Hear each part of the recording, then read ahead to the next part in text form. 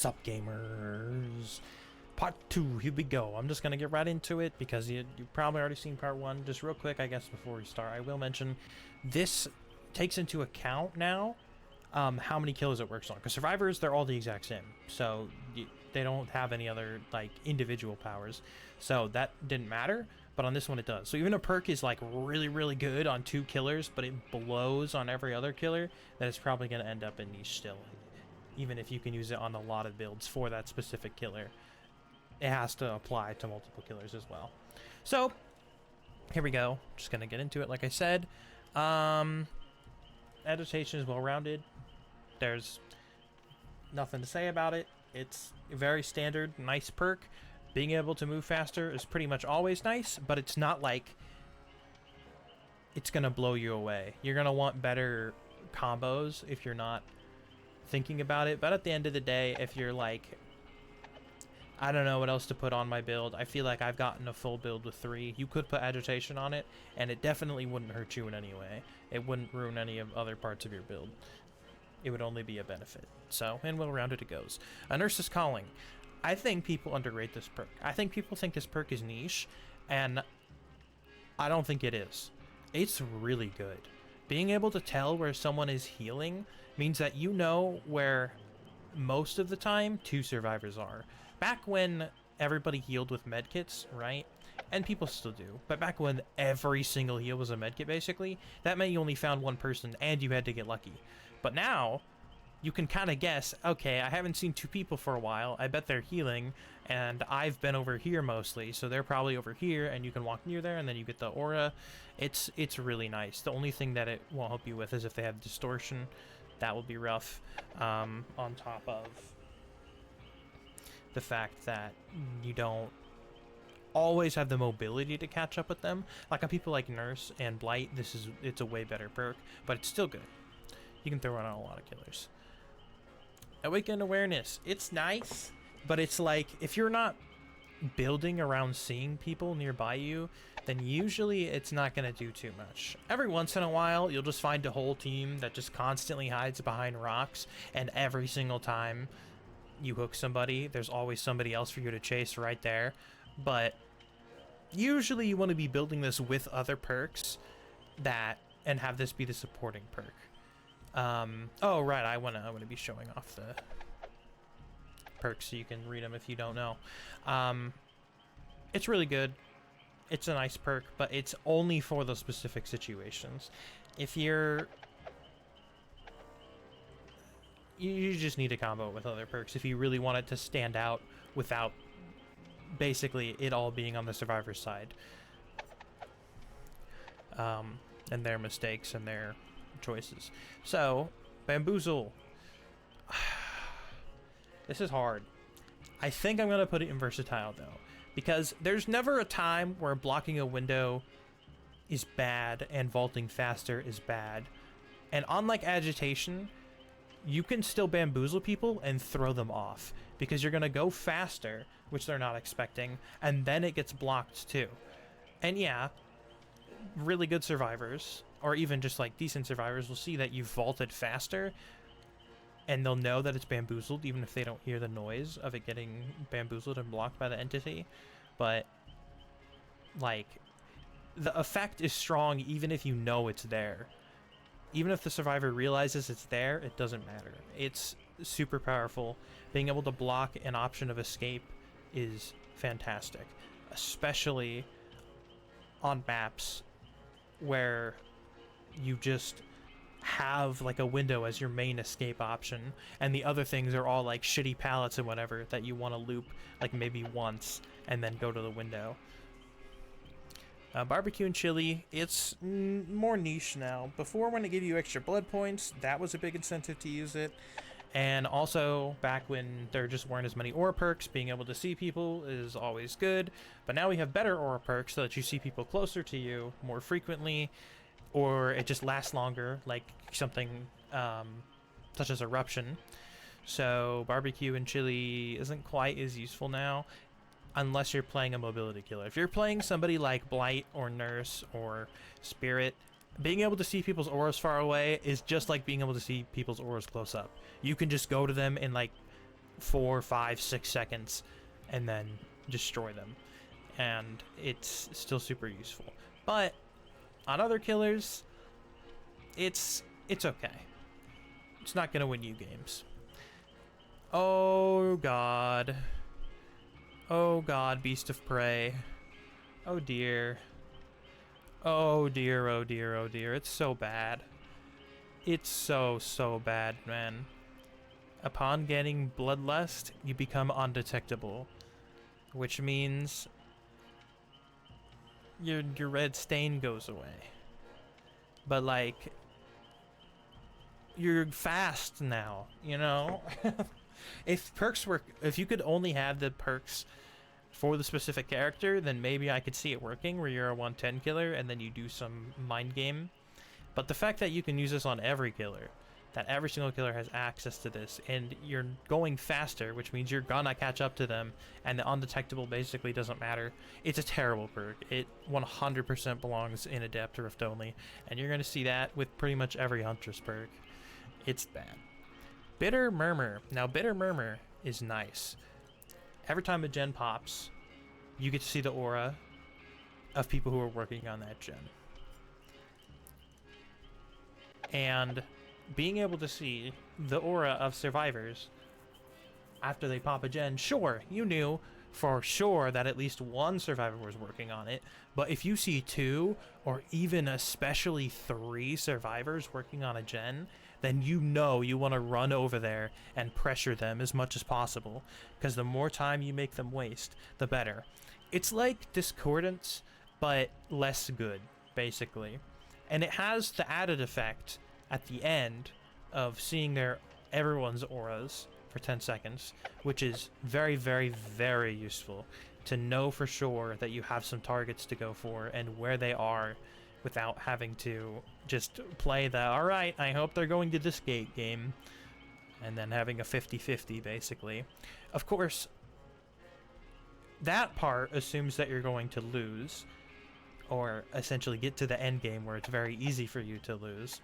So that's not great, but it has effects during the game as well, so that makes it okay. It's not an end game only perk, which tend to be not so great unless the power is super amazing. Blood Echo. All injured survivors are going to be hemorrhaged and exhausted when you hook a survivor. So, hemorrhaging and exhausting is nice, but it has a cooldown. And that cooldown, let me double check. I want to make sure I have my numbers right. Yeah, the cooldown is a minute, and the thing lasts for 45 seconds.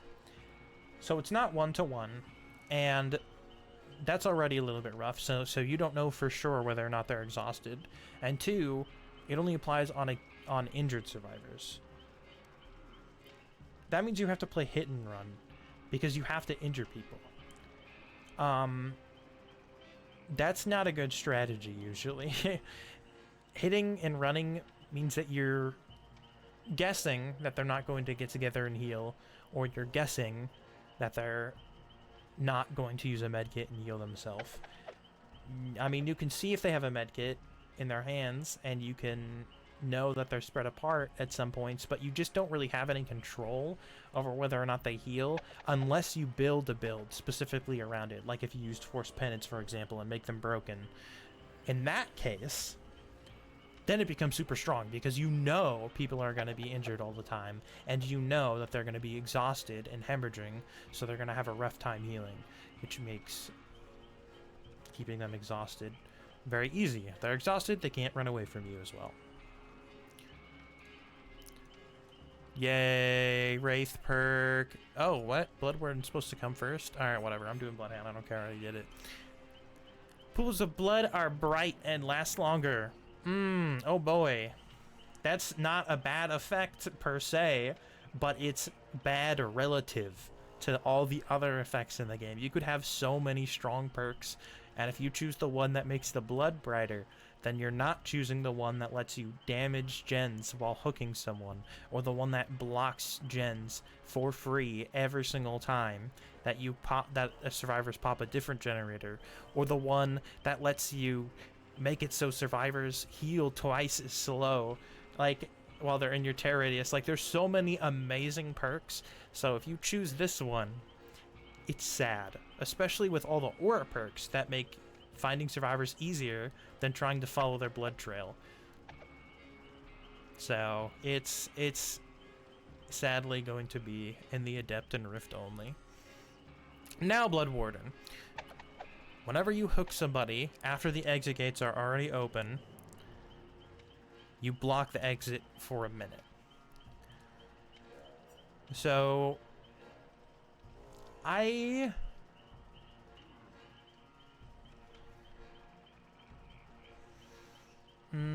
think I'm gonna put it in niche, because even though, yeah, you could put it on a lot of builds and then just like grab somebody and wait for them to open the gate and then put them on or whatever, it's like, it takes a lot of effort basically to use Blood Warden. It's a huge deal, but you could also just use No Way Out and guarantee that the gate is going to be blocked for some amount of time. Whereas with Blood Warden, you could block the gate for zero amount of the time if you don't catch anybody, or everybody could leave before you finish hooking the person because they're scared of Blood Warden, in which case it doesn't do anything. So you have to really be paying attention to it and making sure that the scenario lines up right for you to properly use it.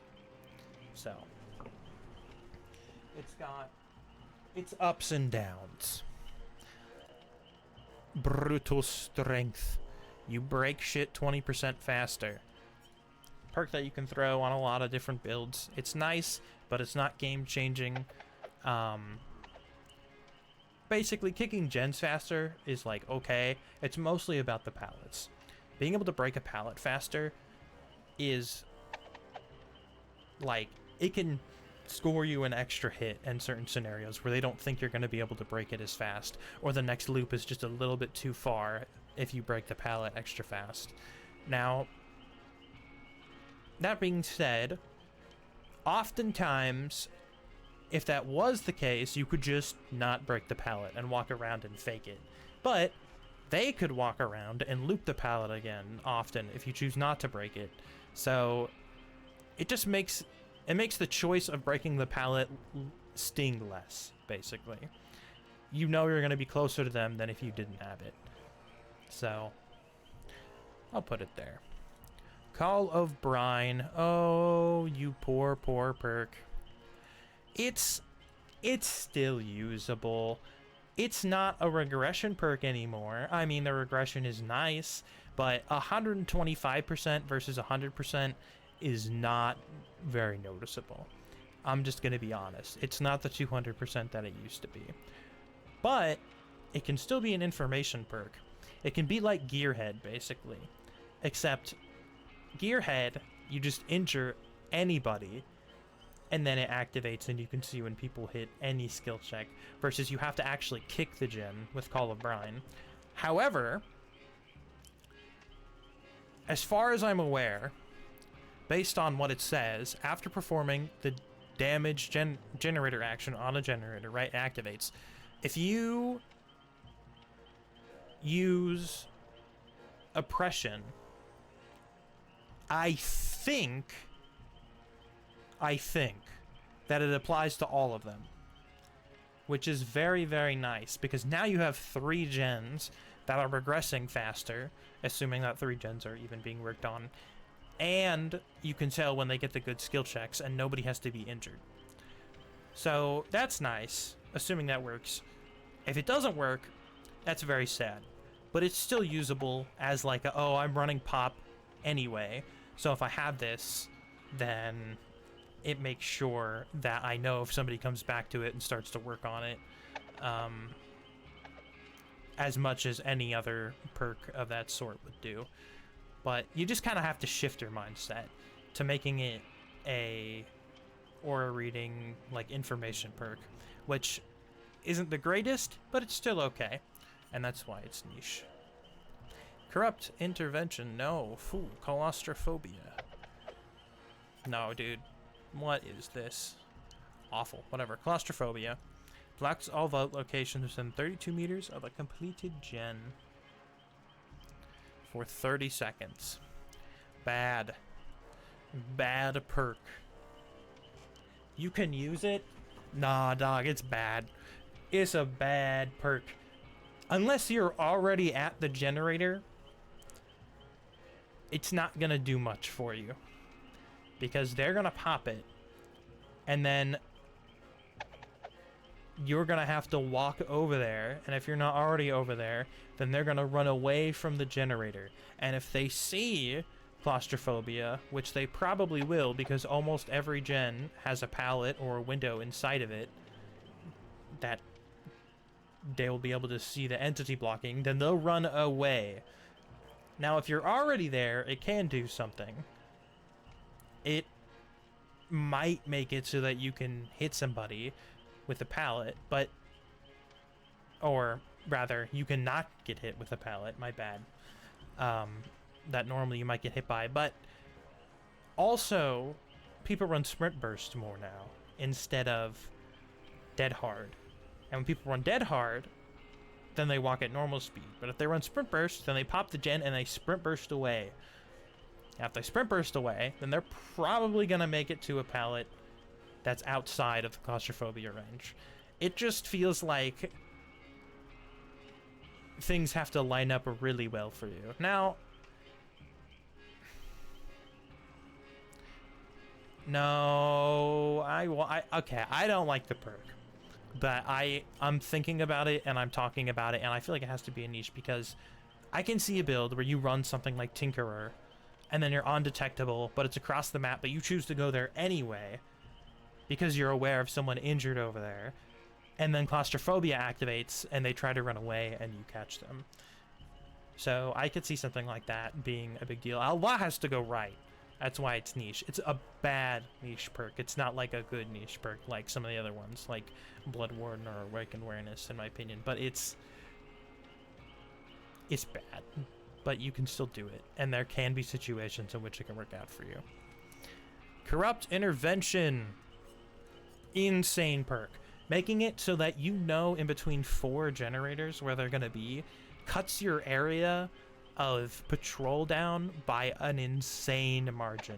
Only having to do 4 gens at the beginning of the game is so much easier for you. It works really well on weak killers who need to have a better chance at doing anything, and so making it so that they have to move around less, especially the less mobile ones like Trickster and stuff, making it so they have the option to actually go between places and not just like hope that by the time they make it to the end of the map the gen hasn't already popped, you know, is super powerful. And for the strong killers, having less ground to cover is great for them too.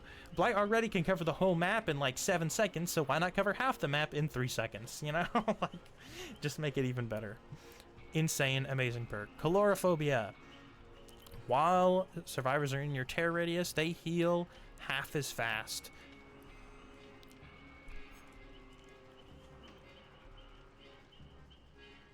So, like,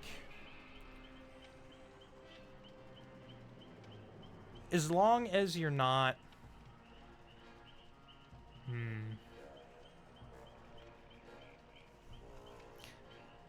There are a few killers where it literally doesn't work on, so that's why I feel like it has to go to niche.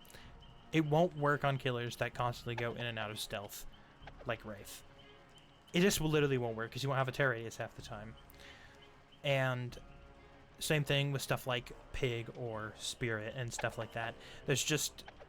it just won't work. But for the characters that it can work on, and especially the ones with large terror radiuses, like Wesker, or somebody running, perhaps, Monitor and Abuse, you get to make it so people have a harder time healing and staying alive. So if you run this with Sloppy Butcher, then you basically make it so anytime anybody wants to heal, they're going to have the worst time of their lives, assuming that they're in your terror radius. Which means either they're going to waste a bunch of time healing in your terror radius, Or they're going to run to a corner of the map to heal. Usually a safe corner of the map, because that way they know you probably won't go over there, like where a gen's already done. But that wastes their time too, because they have to go over there, and then they have to heal, and then they have to come back, because they're in a safe area where a gen was already done, and they can't just walk to a nearby gen, or run to a nearby gen. So it can do a lot for you, but you do have to be very conscious of its existence, because if you run it on a killer with a super small tear radius, like Deathslinger, then it's not going to do you too much good. And if you run it on a killer with no tear radius often, then it will also do you literally no good ever. So I'll put it in niche. Speaking of niche, coup de grace. After a gen pops, you can lunge 80% longer. It's a cool effect, but the activation requirement is the problem.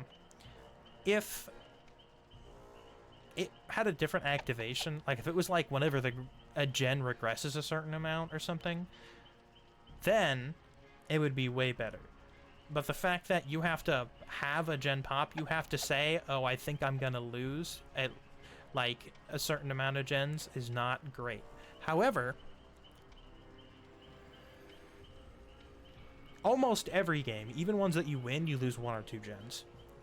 So it doesn't necessarily mean that you think you're going to lose all of them. You're just not going to get the most amount of use out of it that you possibly can, unless you happen to lose some. But the effect is powerful enough that it can be worth it in situations where, especially on M1 killers, you just really need to get that extra hit in. So yeah. Dark Devotion. Whenever the obsession loses a health state, you transfer your tear radius to them, and it becomes a normal tear radius size. So even if it's smaller, it'll go up. Super niche. It can work. You can make people run away from this injured survivor or this downed survivor, thinking that you're camping them, and then you can actually be somewhere else undetectable, and then you come around the corner and thwack them and stuff. It has its uses, but usually what ends up happening is you down the obsession and you go, well, I could use Dark Devotion, however, I would rather just get the hook state guaranteed. So then you hook them and it's pretty useless. Or you hit them and they're injured, but they're in a swift and they go, hey, I have Dark Devotion on me. So then it doesn't do anything either. And those situations suck. But it has its applications and it can work. Darkness revealed. You open a locker and then you can see people within 8 meters of a locker. If lockers were more consistent, or if this perk made lockers spawn more consistently, it would be well-rounded. But the problem is that you don't know where the lockers are going to be. You could get a map like Midwich, which has lockers everywhere, and then any locker you open, you're pretty much going to find somebody, and it's super, super useful. Or you're going to get a map like one of the Yamaoka maps where there's like 10 lockers total, and then you're going to cry, because you're never going to find anybody with this perk, and you basically wasted a perk slot. So that makes it niche for maps, and then it's also niche because not everybody wants to waste time searching a locker. If you're Blight, why waste time searching a locker when you could just get there in about the same amount of time, you know? Like, there's no reason to spend time on this action. But by the reverse token, people who have to open lockers to reload, like Huntress, benefit from this perk greatly, because you can get an extra benefit on top of doing the thing that you already had to do anyway. So it has its ups and downs, ends up in niche. Dead Man's Switch. Anytime someone gets off a gen while it's active, it gets blocked for a short amount of time. It used to be insane with the old pain res that you could just use forever, but because it would knock them off the gen, and it would count as them getting off the gen for Deadman's. But now, I mean, it still does that, but it's not as useful, because you can only do it 4 times, and that means they only have to try and dodge it 4 times. Because they can get off, and they can know if it's somebody's first or second hook or whatever on a scourge hook. So they can just get off the gen and wait, and then if it blows up, they can get back on it, and Dead Man's won't activate. And before, you had to do that every single time anybody hooked ever, and that made it so you would often get the 4% fuck up on the skill check, where it would just bone you over, right? But now that doesn't happen as often. Sadly, they still have the 4% thing in the game, you know, whatever. You can do... Dead Man's just basically won't get as much value that way, but what it can get value by still is you running into the survivors and forcing them off the gen, because either you're going to pick them up off the gen, and then obviously that's bad, or they're going to have to get off the gen to not get hit, because they don't want to get picked up, and then it blocks the gen, and so you know it's not getting any progress while you're chasing them. Good stuff, but definitely down from the glory days up when you could use it in like every single build. Speaking of a perk you can use in every single build, Deadlocked. It blocks the most progressed gen for 30 seconds after a gen pops. Insane ability. You can throw this on like literally every single perk build and it won't matter. It's so good. It's crazy. It like just not only do you get the information of which gen has the most progress, but it also blocks it. So you know where they're going to go after those 30 seconds is up. You know they're probably going to go to that gen. Now, smart survivor teams will go work on a different gen and then possibly even make it further along, or just stick to it so that you don't get any huge amount of value in that regard. But still, blocking a gen for 30 seconds is nothing to snuff. What's the phrase? To sniff your nose at? No, to snub your nose at. There we go. I think that's what the phrase is. Anyway, Deathbound. Whenever a survivor heals another survivor while they're far away from you, they'll scream and then be oblivious.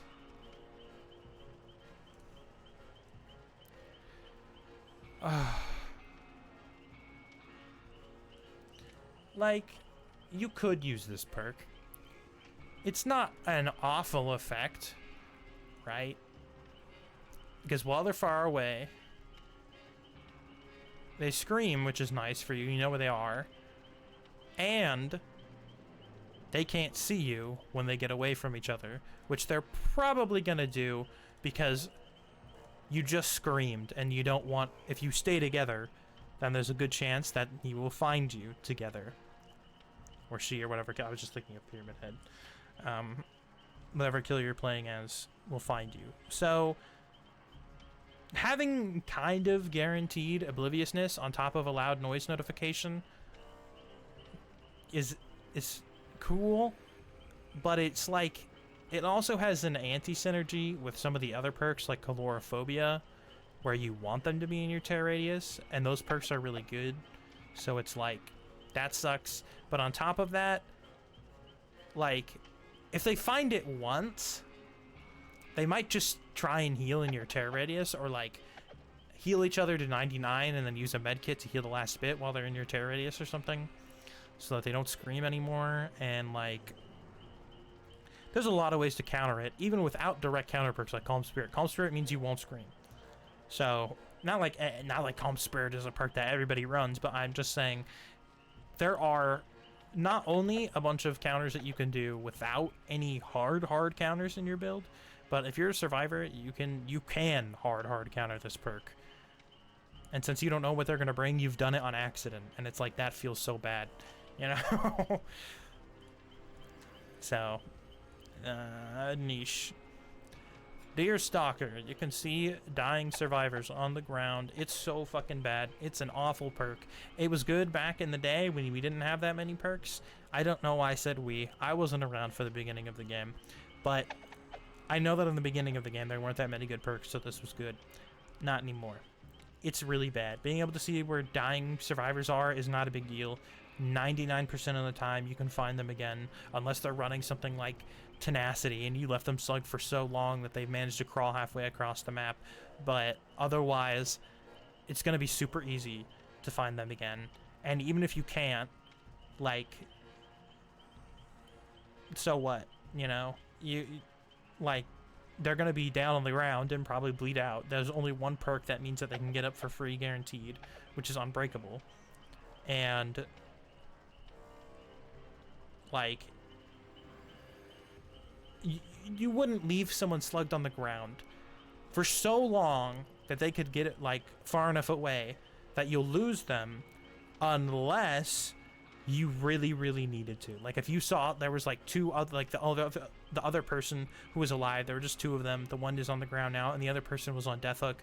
Then you want to go chase them. Like, sure, you know. Or there's like 3 survivors alive, and one of them is on a hook, and then that guy's down. So you want to go chase the other one to make sure you can get the whole team or whatever. Like, those are good reasons to slug someone. And then even if you lose them again, unless they have Unbreakable, you're going to be able to, like, just wait for them to bleed out if you have to. Now, obviously, it would be better if you could just pick them up, but if they choose to hide and then they don't come out after you've assumedly caught this person instead of them getting away, the other person, then it's like,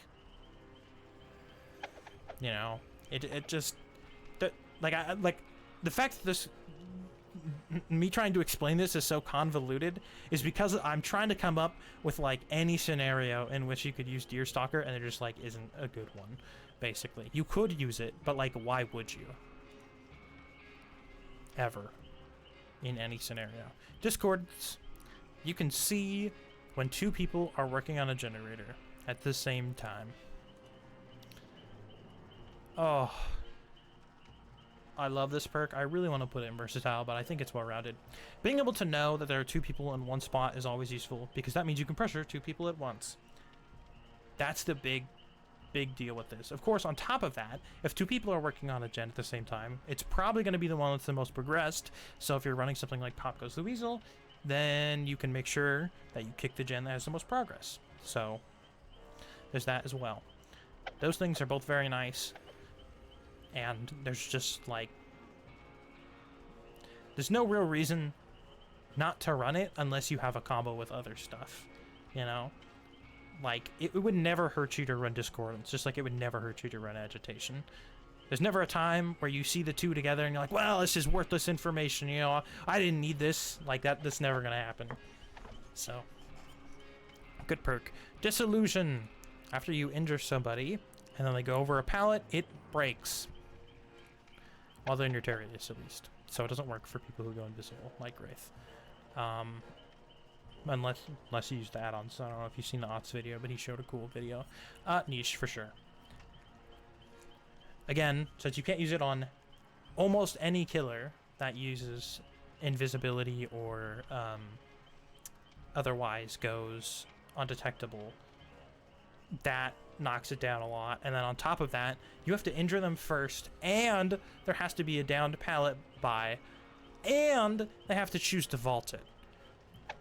Now, you could also chase them to a pallet that's up, have them drop it, and then go around to force them to go over it. But like, you often, if that's gonna happen, then they'll do it when you're really close. And like,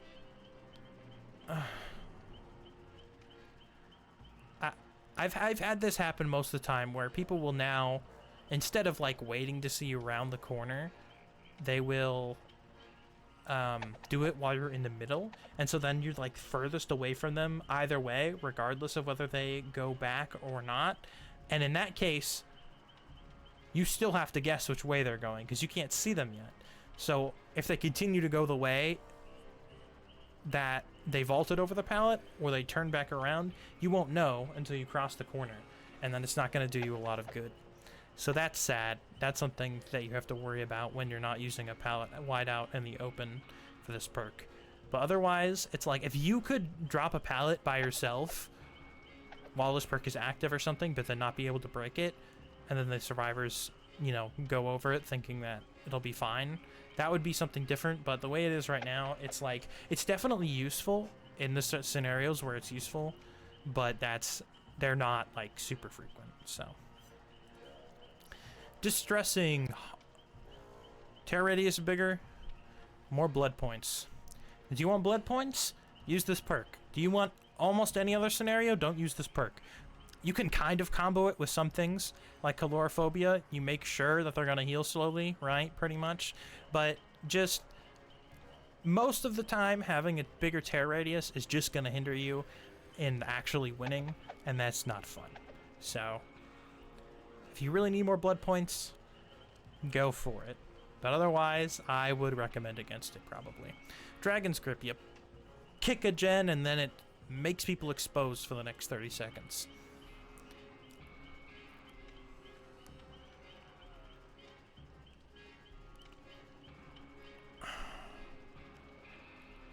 This might be controversial, but I think it's better than people think it is. I think that you can throw it on a lot of builds, and it can still be very useful. Now, it does matter that you're not using a special attack killer, for the most part. Every killer can M1, of course, which moves it up from perks where you like can't stop yourself from going undetectable, basically, if you want to win. You can choose to M1 with quite a few killers that have special attacks, but it's going to be more difficult, especially with 110 killers. That being said, comparing this with something like Insidious or an undetectable killer in general makes it so they don't know you're nearby. They think you've left. They touch the gen, they scream, you come around the corner, and you down them. Now, they might not always do that. They might see you've kicked a gen and then fake to leave or whatever, and they go, I'm scared, and then they still don't go to that gen anyway. But most good players will not see this perk coming because nobody runs it. So at least for the first time you use it, they're gonna touch the gen, and then they're gonna scream, and they're gonna go, what the hell, and they're gonna look and see they're exposed and be confused and then go down the first time.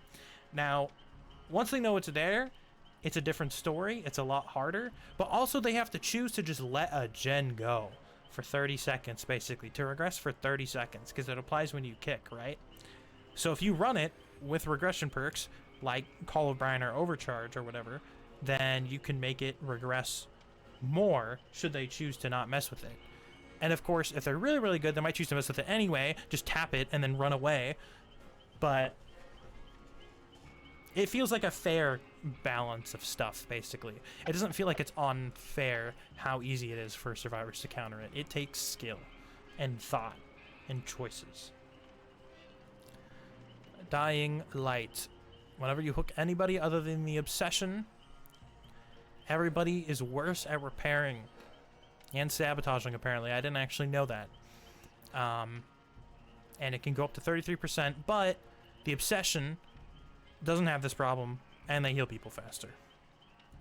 And unhook them faster. So, buffing people is never good, usually.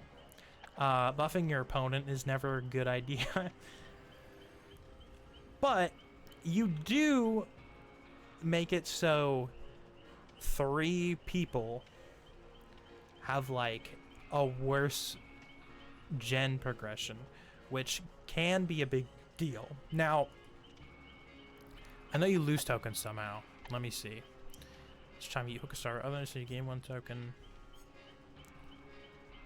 Oh, do you not? Wow, I thought you lost them for some reason. Well, never mind then. The fact that you don't lose any is very nice. So, if you do go around hooking different people, or at least hooking the not obsession over and over again, you can make their life hell. And if you choose to tunnel, then this perk is awesome.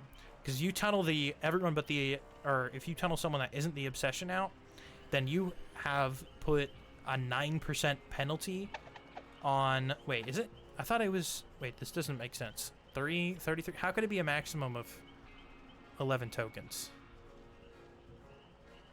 Because it's whenever you hook anybody other than the obsession.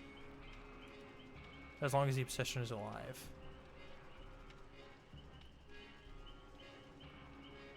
That doesn't make any sense. Shouldn't the maximum be 9? Alright, I feel like it should be 9, so I'm going to assume that the maximum you can get is 27. But having a 9% penalty when you've tunneled someone out of the game and making it so 2 of the survivors have a 9% penalty to gen speeds while the other one is unaffected can actually be a big deal. That can hurt. So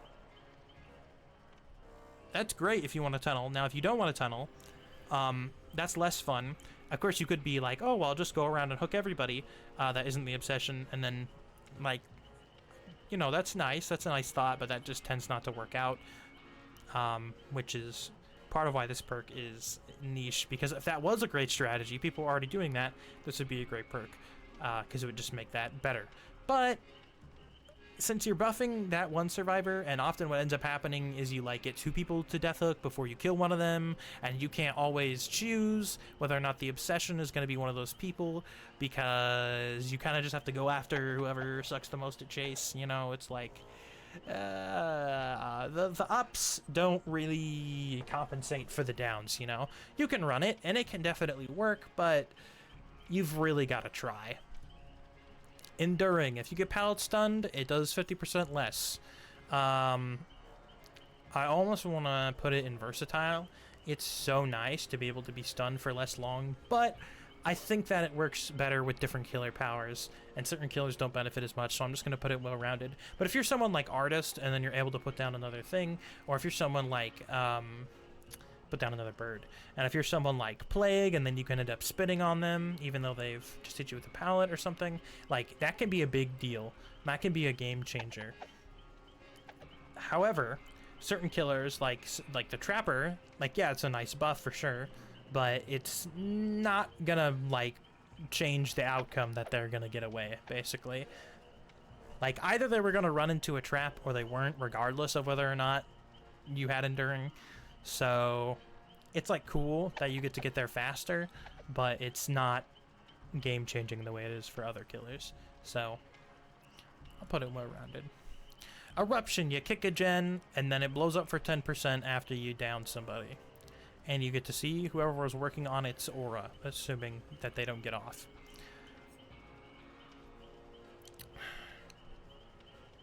I'm gonna be controversial again.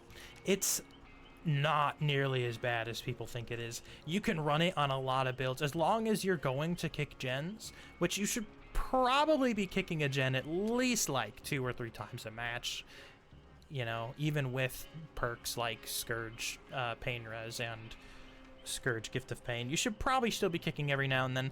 That extra boost of 10% when you down somebody can be a big deal, especially if they stay on it because they don't expect the eruption, and then you can see their aura too. Like, the aura thing is a nice boost. The 10% is really where it comes from, and that's sort of how it should have been, I feel like, with the old version where it was incapacitated, but it doesn't really matter anymore. But having a 10% guaranteed regression on the total progress means a lot. So I recommend trying it out again if you haven't. It's a fun time.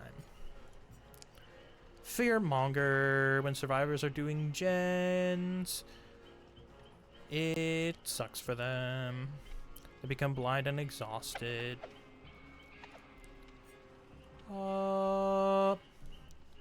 Being blind and exhausted is not fun. Being blind isn't okay because when you leave, it goes away after 5 seconds. Being exhausted does not work that way. It can go away after 5 seconds should you choose to walk, but if you choose to run, then it won't. And also, if you're already exhausted, then it will just pause the timer. It won't have 2 separate timers, so it's not like your 40-second timer is going and then there's a 5-second timer for this one. No. It pauses the timer indefinitely. So you just sit there with a permanent exhaustion, basically, which sucks. However, it doesn't give you any information, and you have to do it to somebody who's working on a gen. So it has to be when you're pressuring somebody on a gen. If you find someone out in the world, they're not going to have been affected by this perk, so they're definitely not blind, and they might be on exhausted, and you don't know. So It doesn't work in like every single scenario. It's not like a perfect catch-all, but it is very, very powerful, very good. You can put it on a lot of builds. Fire up. Yo, I'm gonna lose the game one. So as you lose the game, as gens pop, you do things 4% faster. Pretty much everything that's useful.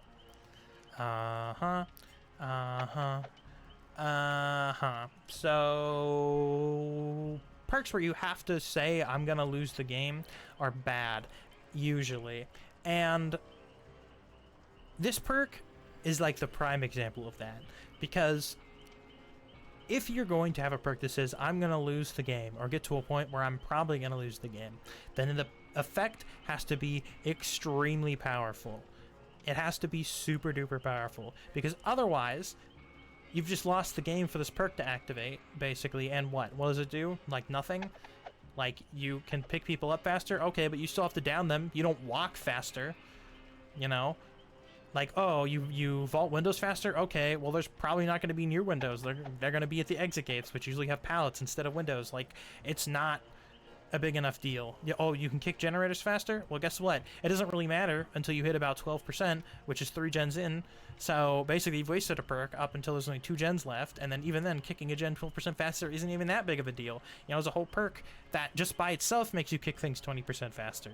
You know? It's like, bad. Bad time. Don't run it. Forced hesitation. Now, again, I haven't played the PTB, so I don't know exactly how these perks work. I'm just doing this part for fun. Take everything I say about these with a grain of salt. But whenever you put a survivor into the dying state, all of the survivors close by will be 15% slower for 10 seconds. It's good. It's good to be able to have the ability to slug for a short period of time. Basically, this lasted for a long-ass time. That would be bad. That'd be super busted. But since it only lasts for 10 seconds, it's nice. It has effect. You can do stuff with it, but it's not game-changing. I think for now, I would put it in niche, because it has a good effect, but like you have to really think about it. You have to really push survivors close together so that you can down one and then go to the other. Have to do big brain moments. Now, forced penance is actually in there, and it's whenever someone takes a protection hit, they become broken for 80 seconds. It sounds insane, but you don't get to choose when they take a protection hit.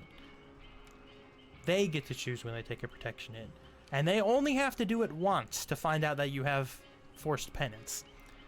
It's a really great surprise perk. You do it once, and then they're broken, and they're like, oh shit. But it's not great in terms of consistency, because after that one time, now they all know you have it, and so they can make the choice not to do it, and they often just won't do it unless it's Deathhook. They just won't take a protection hit, in which case your perk isn't doing anything. That being said, even having one person be broken for 80 seconds can be a game winner, especially if you decide to tunnel them. Again, tunneling isn't super fun, but if you really, really wanted to win, you could tunnel the person who's broken out because you know they cannot heal. Franklin's Demise. You hit somebody with a basic attack, and then they drop their item, and it goes away over 90 seconds. Fantastic perk. Right now, okay, so it might drop to... No, I don't think it would drop to niche, but still, right now, it's like at the upper end of well-rounded, and it'll probably go down to like the lower end after this patch, because right now, it lets you make people drop special items. So if you're Cenobite, for instance, and they pick up your box, you could make them drop the box with this perk. That's not going to work anymore in the next patch, presumably. That's the way it doesn't. That's the way it works on the PTB right now. If you hit somebody and they are holding the box, they still hold the box. So, with the current version of the perk in mind, it's really, really good. Not only do you make it so that they can drop their medkits and shit, which are really, really annoying to deal with as a killer, but you also make it so your special abilities can last longer. Somebody is holding the box, not anymore, now it's yours. Welcome to the chain hunt. You know, somebody's holding a vaccine. Too bad. You're still infected, idiot. You know, like, you can just mess with people really hard right now. And I'm not sure if this works, but you might be able to make people drop tapes, which would be very funny. Sadako. I don't know if you can even pick a tape back up. I imagine you can. But, like, that would be hilarious. Furtive Chase. I don't even want to read it. It's bad. It makes you undetectable while you're in chase. Not undetectable. It makes your tear radius smaller. If it made you undetectable, it might actually be okay. No, it makes you have a smaller tear radius while you're in chase. And since there's the HUD that tells you and tells everybody that you're in chase with this person, if they know where that person is, or they see them ever, then they know where you are too, relatively. So it's bad. It's bad. It's awful. Never fucking run this perk ever. I'll cry. Game of Foot. Basically, this is the fuck you perk. Okay, so it's niche, but it's broken with Rancor. Rancor is a shitty fucking perk, and I hate it, and I wish it would get reworked. It's so unfun to be playing the whole game and have 0 hook states and be totally great, and then you stun them with a pallet and they have Nemesis, and then the last gen pops and you go down and get killed. Like, that's so not fun. That's not enjoyable, and that's what this perk does. Whenever you hit the survivor with the highest cumulative chase time, they become the obsession. So you hit them, and then they become the obsession, and then you chase them down again, and then you get to kill them. And you also go faster after damaging a generator or breaking a breakable wall and stuff. So you can guarantee, basically, that you're going to catch up to them and use Rancor.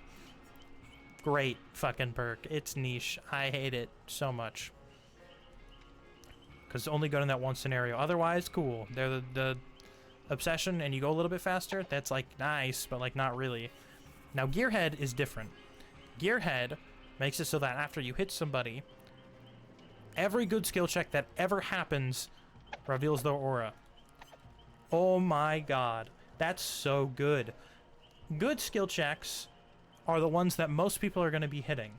And it rewards a skilled player for hitting great skill checks, because now they don't get revealed. Most people aren't great. And even the great players will still hit good skill checks from time to time. So you get to see their aura, or waste one of their distortion tokens on something that they have to do to win the game. Big deal. Big deal perk. Genetic limits. Whenever a survivor finishes a healing action, they become exhausted for 32 seconds. This can be nice. However, do you really want to waste a perk slot on it? Like, them being exhausted is nice and all, but it doesn't do anything else. It doesn't slow down the healing. It doesn't make it so that next time you hit them, they, like, hemorrhage or something. It just makes them exhausted, and if you never run into them, it does nothing. And if you do run into them, it has a chance to do something, you know?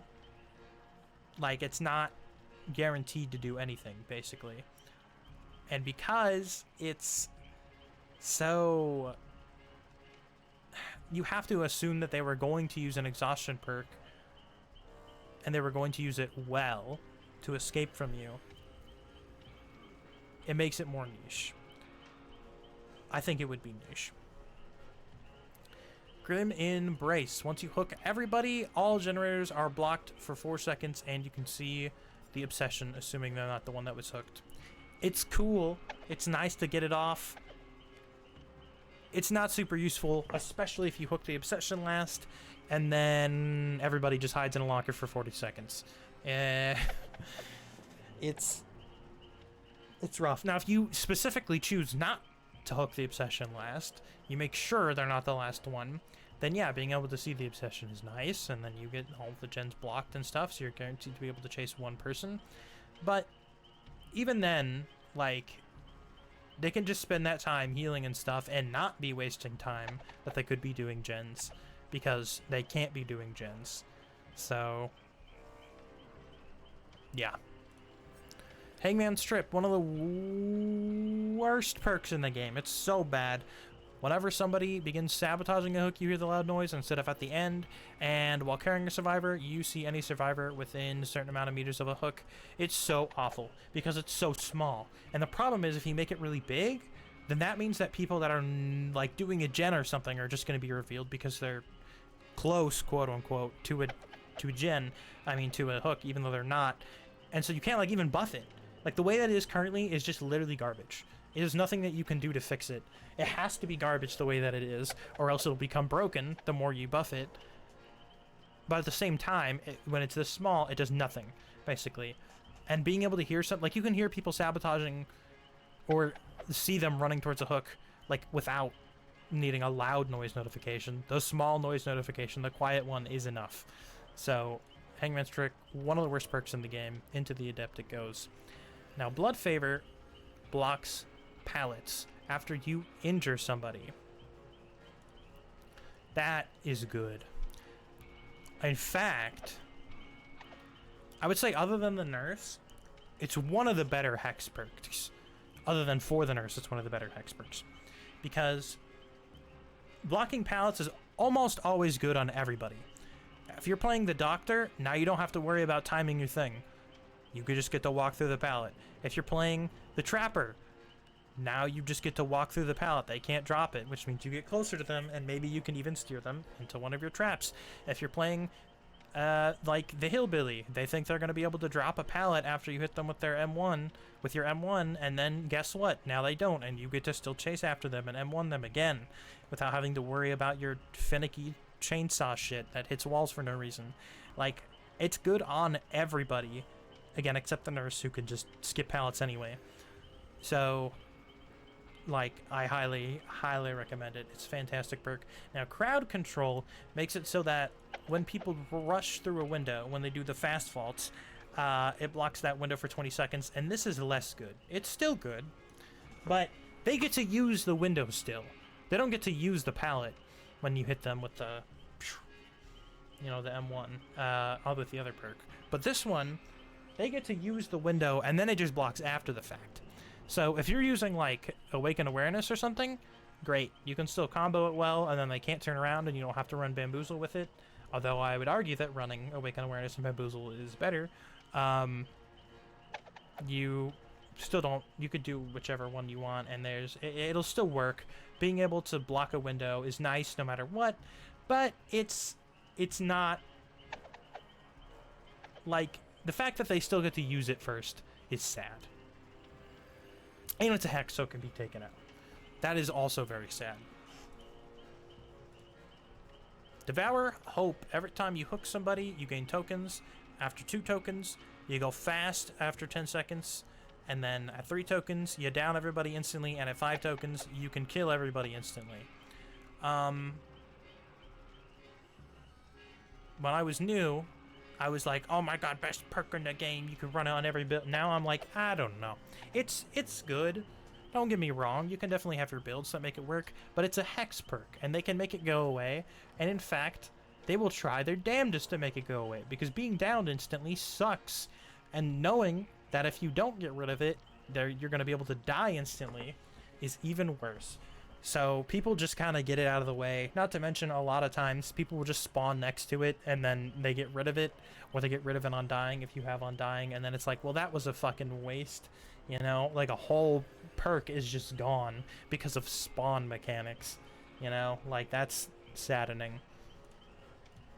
And that applies to every hex perk, but this one is especially bad because it doesn't do anything until you build it up. So you didn't even have a chance to try and build it up yet.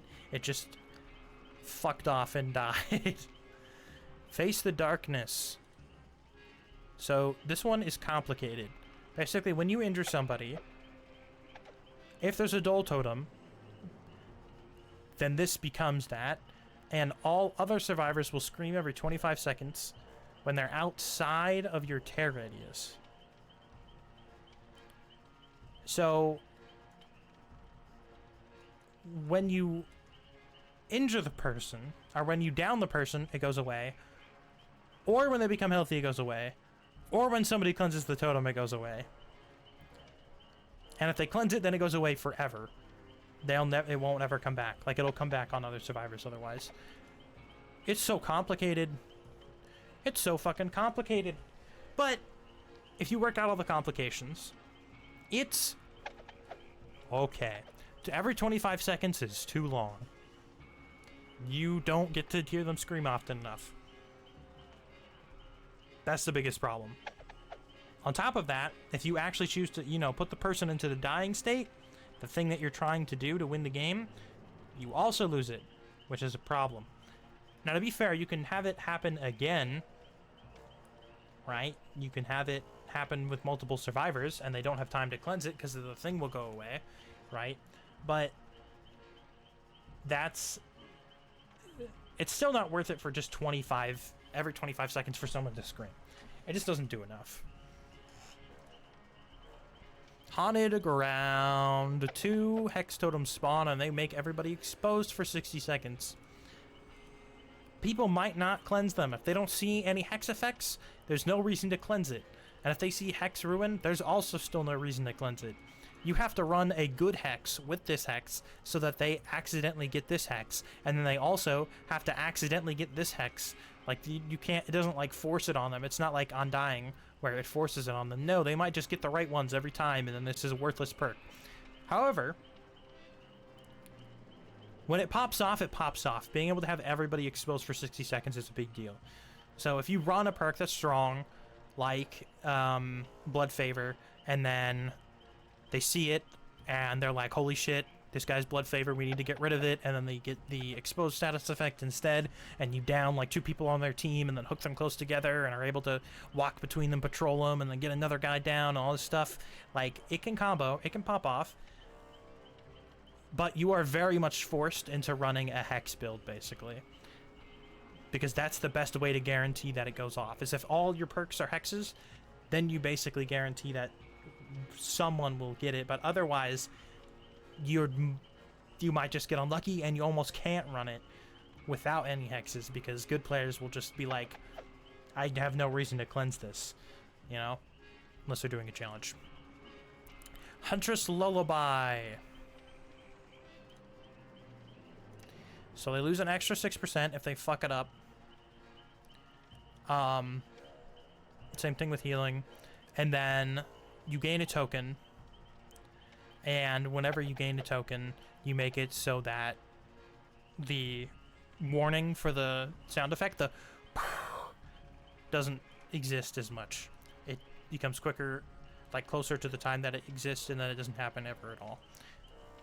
You can run this on builds for skill checks and nothing else. If you're running a skill check build, it will work. Otherwise, it won't, and that's it. You can also kind of just run it on Doctor in general if you really wanted to, but that's it. That's the only killer you could run it on default. Otherwise, what's going to happen is people are going to hear the thingy, like, be a little bit off, and they're going to be like, that's weird, I don't like that. And then they're going to be like, oh, wait, that was the perk. It's not me going crazy. And then they're going to either not cleanse it at all because they know it exists now, so they're just going to be more aware, or they're going to go cleanse it because it's annoying, and then it's like, and then nobody's going to have any issues. Again, unless you use a skill check build, especially with someone like the Doctor. No one escapes death. Once the exit gates are powered, everybody becomes exposed, and you go faster, but nobody knows they're exposed until you hit them. And then eventually the Hex Totem gets revealed to everybody. So, boop. You can run this on a lot of builds. This is how you make an endgame perk right. Because you basically are saying, I'm gonna fuck up. I'm gonna lose this game. But then I'm gonna win this game due to bullshit. And that's how I'm sorry. It's like,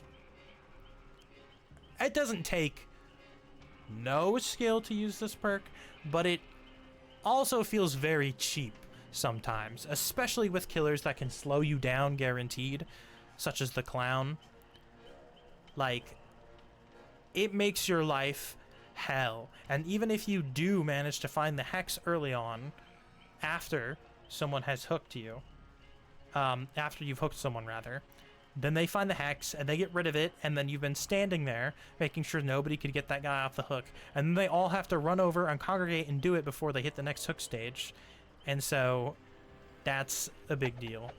Not to mention, you can just, if they were all crowded around the exit gate, thinking they were going to take hits or whatever, so they could get out, then you can just hit them one at a time over and over again. And then they're like, oh shit, and you're faster than them by a lot more now because it makes you faster. So, yeah. Pentimento. Whenever somebody cleanses a totem, you can now bring it back and make it do good shit. You can read all this if you want, but the first one is the most important. It makes people repair slower. No, it's not well-rounded. It's just a good niche perk. Like Haunted Ground, you basically have to run it with a Hex build, because otherwise they don't have a reason to get rid of the Dull Totems. And even if they do get rid of the Dull Totems, like, you won't know. Actually, no, I think it shows you the aura. Let me double check.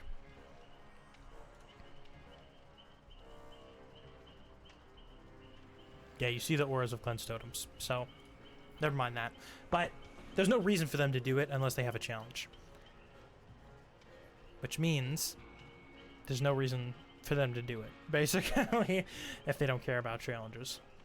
And yeah, if you're running a Hex, though, then you force them to get rid of one, and then you get Pentimento, and then they have to do it again. And not only does it waste their time if they choose not to do it, because they have to repair more, but it wastes their time if they choose to get rid of it, because they're doing that instead of doing a gen. So it works either way. It's a really good perk. However, you have to run it with other Hex perks, basically. Again, you could try not to, but, you know, play like 100 games and see how you only have like 3 where you get to use it, you know? It'll be not fun. Plaything. After you hook somebody, a new Hex spawns, and it makes it so that they are oblivious.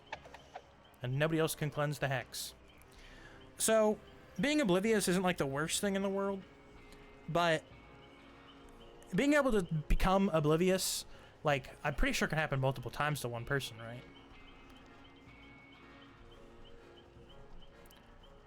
Ah. Never mind, it only happens the first time that they're hooked. But still, 4 separate instances of obliviousness and hexes means that you have 4 separate chances and 4 separate instances of obliviousness. It's not one set obliviousness and then once it goes away, everybody gets free, right? They all have to do their own hex, which means you can sneak up on them at different intervals in the game. You don't have one set time where you're like, all right, I need to make the most of this obliviousness and get to as many people as possible. Like, no, no, no. You can take your time. You can go after this person, and then go after the next person, and then go after the next person, and just take your sweet, sweet time, which is really nice, on top of the fact that you can run it with basically every other hex in the game, and then it gets a nice boost. But especially Pentimento. Running it with Pentimento guarantees that there's going to be 4 cleanses, basically. I mean, they can choose to stay oblivious forever, but that they have to be really good, in which case they also are staying oblivious forever, so you're still getting points for, or still getting value out of Plaything, basically. And then if they get rid of it, then you put up Pentimento. And again, since that can happen 4 times, and that's basically 4 separate instances of making sure that they do gens 30% slower. Very powerful. Hex Retribution. After somebody cleanses or blesses any totem, they become oblivious. And if it's a Hex totem, then the auras of all survivors are revealed to you for 15 seconds. So, that's okay. That's alright. But, like, you could run the other hexes instead, you know?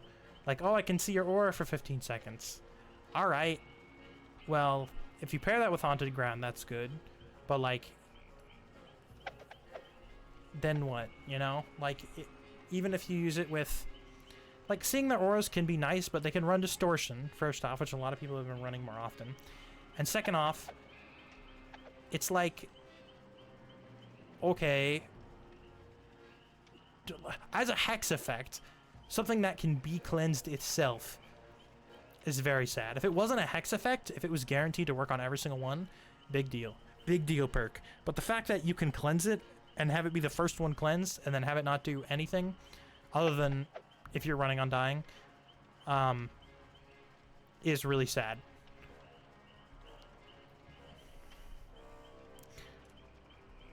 suffers from the problem of this perk is good, but it's only good enough if it actually... It's not good enough that it can get away with not doing anything, basically. It needs to be able to do something. Guaranteed. Ruin, whenever a gen is not being repaired, it regresses like normal, and then if somebody dies, it goes away also. You can run it on certain builds, especially with surveillance, but oh my god, this perk is so mid. It's the most mid of mid perks. It works, it does what it's supposed to do, but what it does is just okay. Regressing every gen is nice, but it only works obviously if people aren't on it. And so you have to be chasing them away, and then you also don't get to kick the gen. So if you want to run something like Call of Brine or Eruption or whatever, too bad. You don't get to, unless you want to wait until like it would be like a weird. Just don't even try. Just don't do it. Third seal. We're almost out of the hexes, you guys. After we are, I'm gonna change the music. Hex that makes people blind, and it doesn't matter if it's a special attack or a basic attack. Making people blind is cool. You can run some builds with that, but you really have to think about it. It's hard. That's all I have to say about that. Blindness is a weird status effect. You have to use specific builds for it, or else it's just going to be like, okay, like it's a nice buff, but it's not, you won't notice it unless you specifically try to use it to your advantage. Thrill of the Hunt. Make it so that every single time someone cleanses a totem, it takes longer. And you gain more blood points if it's around. So they can cleanse this, which sucks, but guess what? If you use this with Undying, then you're basically guaranteeing that it's going to take them 90% longer to get 2 hexes done. And if you have good hexes, that can be a big deal. Now, they can be running something like Counterforce or whatever and do it faster, but most people don't run those types of perks. Let's just be honest. So it's almost guaranteed that you're going to get a 90% slower, because it would be Undying and then Hex Thrill of the Hunt. At the worst. That's the worst value you can get out of it. You can get better and better and better, right? You can get 50, 40, 30, 20, 10. So 50 plus 40, that's the 90, plus 30, 120, plus 20, 140, plus 10, 150. You can make it take 150% longer to do all of your things that they were going to do anyway, presumably, if you're running a type of build where you would probably want to use this perk. So that hurts. That wastes a lot of time. It's quite good, but if you're not running it with other hex perks, then what it does is nothing. Because you protect totems, like, okay, but like, who cares, you know? Protecting totems is worthless. You can, I mean, you can kind of argue that it makes blessing longer and harder, so like, that's, you know, something, but why do that when you could also pair it with hex perks and guarantee, even if they are blessing it, that it's going to also be like, you're also going to be getting value out of... No, that doesn't make sense. Okay, you could run it if you wanted to get rid of people blessing totems super fast, but like, I would just recommend guaranteed protection for your totem's longevity. Now, Undying, here's the other one I keep talking about. It makes it so whenever somebody cleanses any one totem, yeah, whenever somebody cleanses any one totem, actually it becomes the Undying Hex, and then it goes away. Insane perk. Super good. You have to use it with a Hex build, again, but It's insane. It's like Hex Thrill of the Hunt. It's guaranteed longevity. It's basically everything I said about Thrill of the Hunt applies to this one. Guaranteed, guaranteed, and then guaranteed at least 90 if you run them together, or guaranteed 50 if you don't. Hoarder. Whenever somebody picks up an item, you see it. It has one use right now, basically, which is two uses, I guess. Franklin's, with a very item-hungry team, one that's terrified of losing their precious toolbox, and Cenobite. When people pick it up and you run Franklin's, you can knock it out of their hands, and you get to see when they pick it up, so they don't get far away enough from you before you start chasing them. And then you get to do the chains, and then you hit them, and then, yeah, then you get the box. So, those are the two uses I can think for it. That's niche, because they're good, especially the Cenobite one. That shit can be nasty. But, yeah. Hubris. Whenever you get stunned by a pallet, they become exposed for 20 seconds. The person who stunned you. Oops. You should run it with other combo perks, but like you don't have to even. If you make it so that you don't get hit by pallets most of the game, and then you specifically run into one that's shitty, like the one in the basement of the Temple of Purgation, then you can basically still guarantee that you hit them. And then they go down. Which is fantastic. Exposing people is great, especially for something that the survivors are gonna try to do until they see it for the first time and get surprised. Hysteria. After you put... Oh, I forgot to change the thingy.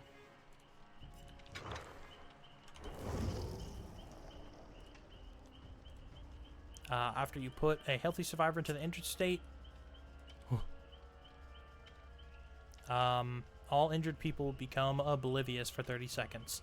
That is fine. But again, you're going to have to take it into account. You can see it in the bottom right, but like you really have to be paying attention to it and know, okay, I've hit this guy, and now I'm going to decide to not chase him anymore, because he still knows I exist, but the other people don't. And to do that, you have to be big brain. It requires thought. So, niche. I'm all ears. Whenever somebody does a fast vault, you get to see them for 6 seconds. And that happens every 40 seconds. This is a good perk. People don't run this perk, and I honestly think they should try it out, especially if they're bad at knowing how loops work, because you can mind game like 100% basically if you know where they're gonna be. If you can see them through the wall, then you know which way they're looking, and so you can make sure your red stain isn't going to be in a spot that they can see. It's really big for that. It's good for figuring out how mind games work and how survivors tend to react after vaulting. And beyond that, it's also good on people who can attack through walls, like Pyramid Head or Nurse, because you know exactly where they are, and you don't have to make any guesswork at all, when normally the vision obstruction means that you're making an educated guess. So good stuff. Infectious Fright. Whenever someone is put into the dying state within your tear radius, survivors will scream. It's fine, but they have to be in your tear radius. So again, it's better if you actually already know somebody's in your tear radius, but you just don't know where they are exactly. Like you kind of chased two people off, but you only followed one, the one that was injured. It's like, okay for that, and then it's better if you choose to slug at that point and then go after the other person, but it's like things have to line up pretty well for you. Basically, best case scenario is you chase two people away from a generator, you down one very quickly, and the other person is also injured, and they scream, so you know exactly where they are, and you follow them and you down them too, and then you have two downs. But what usually happens is you don't find two people together for a lot of the game. Or you find two people together, and then you take a while to get the first one, and then the other person has run out of your tear radius. And so, like, it works when it works, but it doesn't always work. So, Insidious, when you stand still, you become undetectable until you start moving again. Very, very niche. There are situations with this in which this works, especially with Dragon's Grip, something I mentioned earlier. It's a cool combo.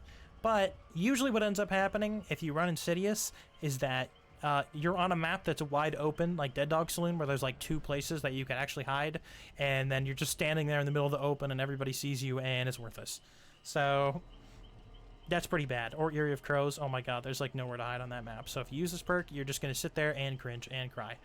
But great on indoor maps like Midwich, where there's just lots of doorways and people aren't going to see you there. And great whenever you are comboing it with certain perks. Again, like Dragon's Grip. Iron Grasp, when you carry someone, they have a harder time getting out. Cool. It's niche. I don't feel like I need to explain it. If you really want to get to a specific spot, then it's useful. Otherwise, it's bad. It's really bad.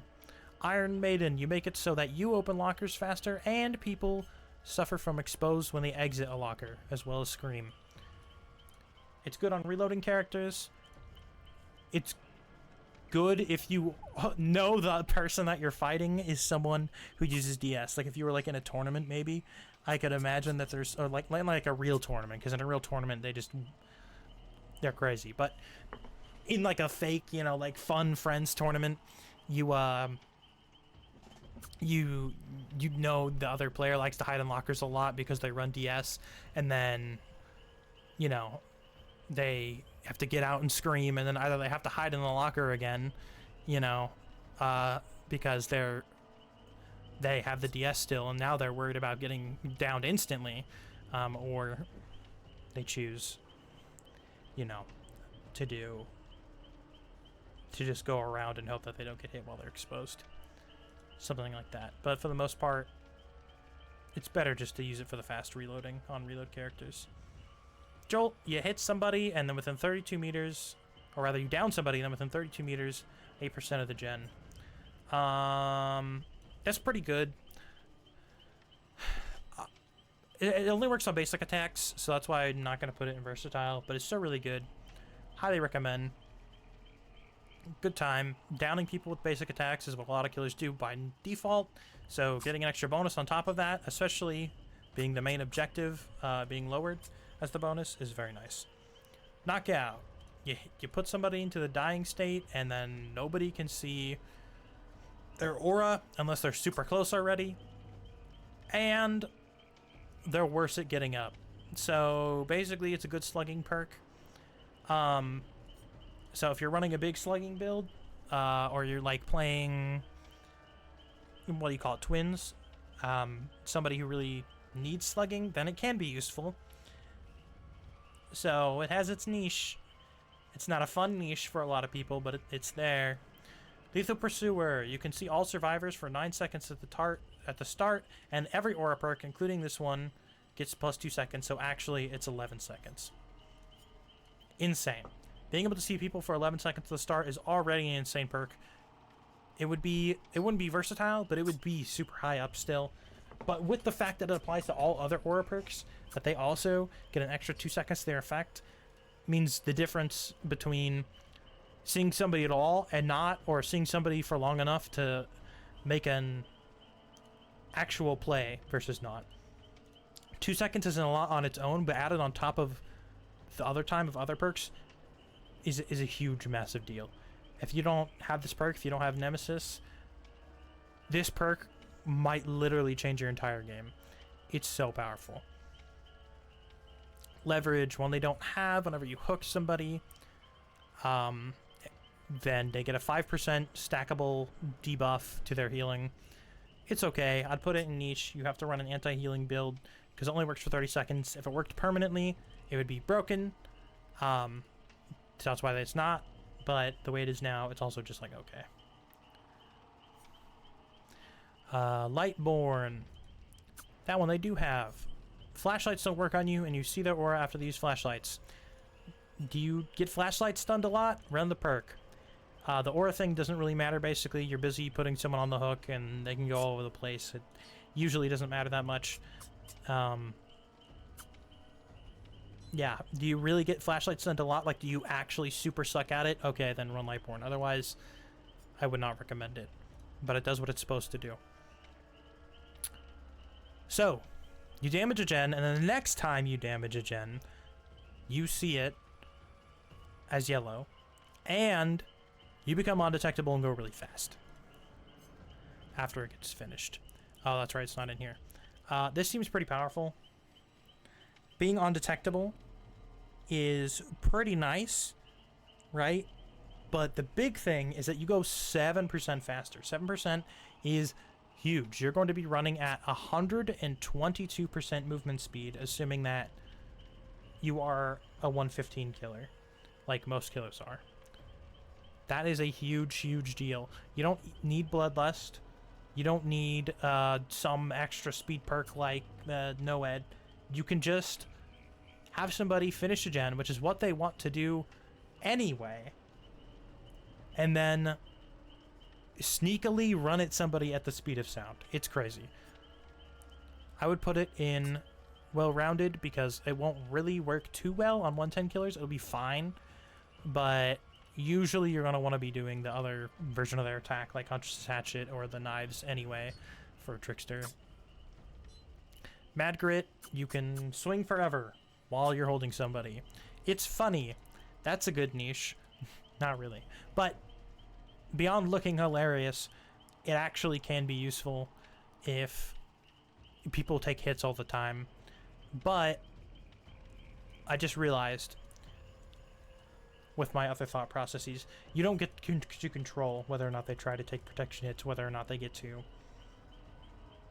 get in front of your face and do all that stuff. So you might just be having this perk and then nobody ever comes anywhere near the hook, and then it doesn't do anything other than look funny if you choose to keep hitting the button. Make your choice. Whenever somebody gets rescued while far away from you, they become exposed for a full minute. It's better than people say it is. The reason people don't run it is because a lot of people nowadays are getting better at saving, and so what will happen is you'll start to walk away, and then somebody will save them right behind you, and then you just turn around and you go chase that other person. Often the person that is injured, whether or not it is the person that just got unhooked because it was so fast that you basically didn't get any time, and you just have to go after whoever you can get. But assuming that doesn't happen, which doesn't always happen, not everybody's on top of that, some people are doing gens and stuff, you can walk away and then know for a fact that somebody's going to have to unhook and that they're going to be exposed, so they're probably going to play more safe, and if they don't, well, then you get to hit them. It is a basic attack thing, so again, it doesn't work on people like Nurse or other special attackers, but who cares, you know? It's still super powerful on every other killer, even the 110 ones. Having the ability to have somebody exposed for a full minute can be a big deal. Merciless Storm, whenever a gen gets 90%, it goes... And if they miss, it gets blocked. Good for what are they called? Skill checks? Dude, I've been talking for so fucking long without a break. I'm sorry. Oh.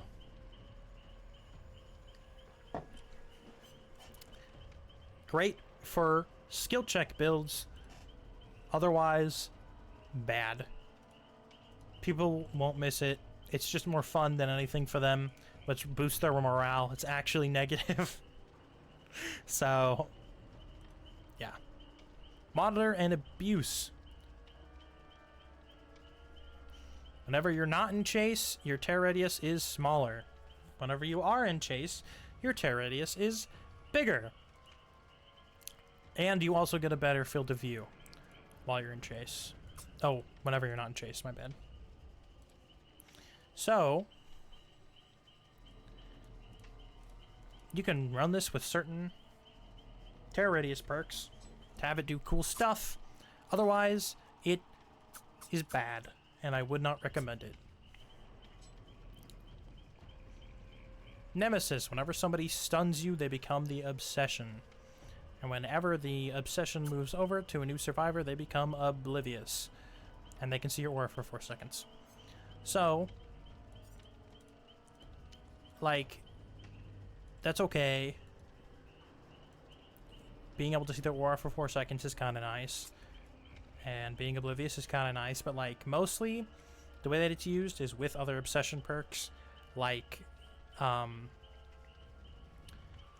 what did I say? The Rancor. So the devil Rancor. No way out. Every single time you hook somebody, you gain a token. You can get up to 4 because it has to be a different person each time, and then it blocks the gates for 60 seconds max. Insane perk. You can run it on like every build. Even if you don't make it to endgame, it didn't matter because that means that you won anyway, right? And if you do make it to endgame, it's guaranteed to block the gates. There's no ifs or ands or buts about it, unless you hooked literally nobody ever, in which case you were gonna lose the game anyway, and there like didn't matter what perks you were gonna bring. This perk is useful, so super powerful. Nowhere to hide. You kick a gen, and then after you kick it, you can see people around you for 5 seconds. Also, a crazy ass perk. Kicking gens is a good way to make it so that they don't pop. That's how you win the game, is that gens don't pop. So you are benefited. How do I want to say words? You get an extra benefit on top of the normal benefit from kicking the gen. You get the regression, and you get to see people that are nearby. Super nice. Oppression, you kick a gen, and then 3 other gens, if possible, start regressing. Has a cooldown of 80 seconds. If it wasn't 80 seconds, if it was even like 50, it would be better. But 80 seconds is a long ass time for a perk that just makes things regress. Again, I don't know if it combos with other perks, but I don't think it does. In which case, stuff like Call of Brine and Overcharge and stuff become less powerful. And it becomes less powerful, which means it's niche. It's nice sometimes, you just need extra pressure without moving along, but it's not a perk that you're going to be wanting to run just with any old willy-nilly build. Overcharge. You kick a gen, and then they get a hard skill check, and it also goes up to 130% over 30 seconds.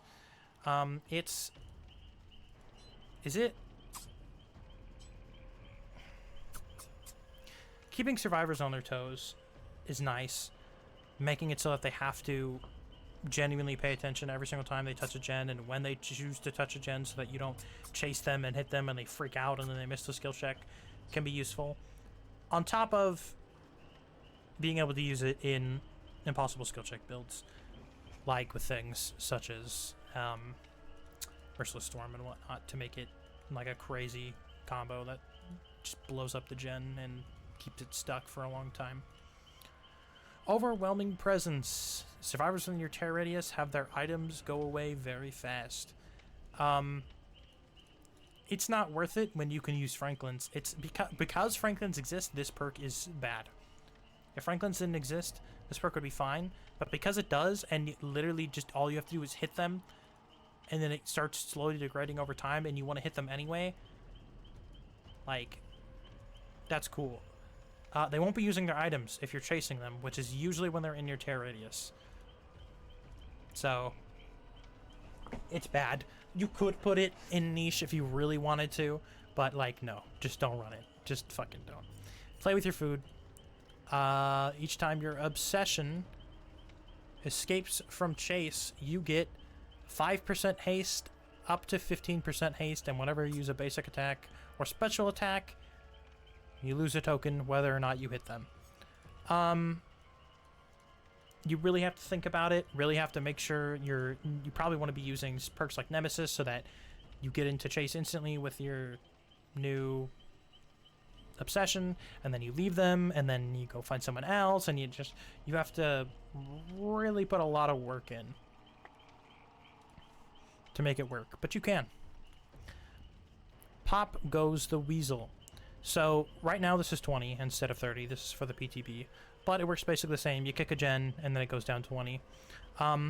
It's actually better than people think. Again, it's like,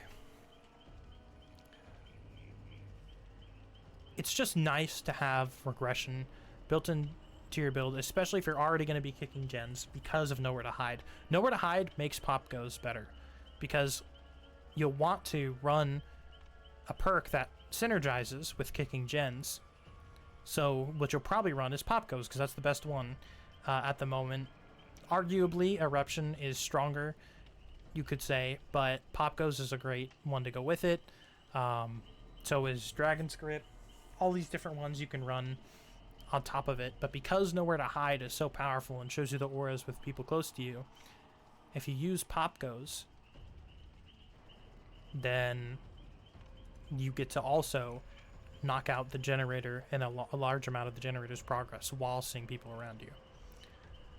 Predator, you get to see scratch marks closer together, but they also are fucking awful because they don't appear as frequently. They take longer to show up because they didn't think that through. Since they last longer and they're closer together, what ends up happening is that they take longer to actually fade in.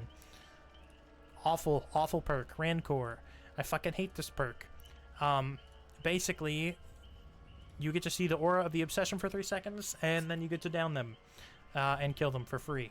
It only works if you make sure that the obsession lives to the end, and also that you get to the end, and also you're probably going to lose anyway, but you just want to get that one kill. But hey, it does its job that it wants to do well, even if its job is a piece of shit and I hate it.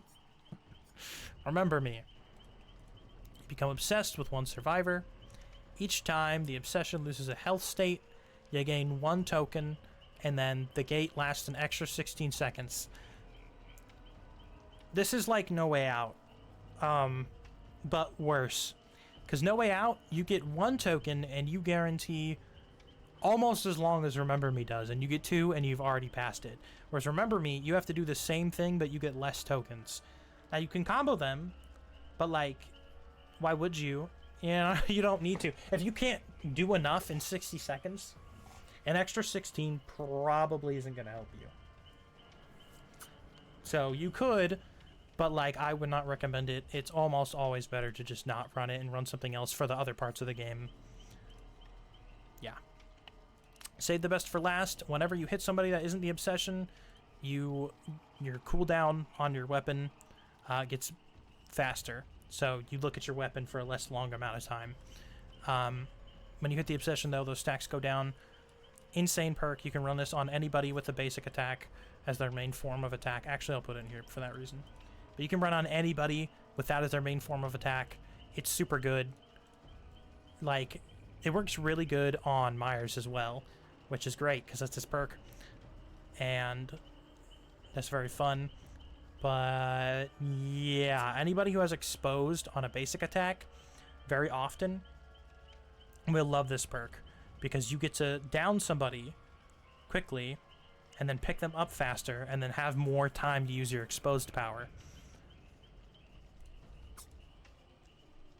Scourge, Floods of Rage. Whenever somebody is unhooked from a Scourge hook, you get to see everybody who wasn't unhooked for 7 seconds. Powerful. You get to see everybody. Everybody. And this applies up to, what, 10 times?